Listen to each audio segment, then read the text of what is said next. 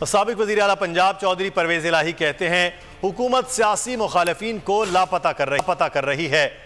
गैर आइनी इक़दामात, गैर कानूनी गिरफ्तारियों पर तशवीश है। वकला बरादरी आइन और कानून की बालादस्ती और हुकूमत के गैर आइनी इक़दामात के खिलाफ इमरान खान की जद्दोजहद में साथ दें।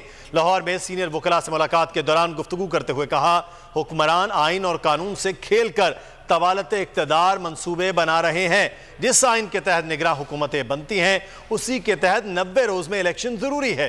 अदलिया ही अब आइन की बालादस्ती के लिए कौम की उम्मीद का मरकज़ है। उन्होंने उम्मीद जाहिर की कि अदलिया मुकर्ररा आइनी वक्त में इंतखाबात के इनेकाद के लिए तारीखी फैसला देगी। बोल उड़ाएगा सबका होश, भूल जाएंगे सब अपना जोश। बहुत जल्द आ रहा है PSL स्पेशल ट्रांसमिशन, सिर्फ बोल न्यूज पर। सब्सक्राइब करें और बेल दबाएं ताकि कोई खबर रह न जाए।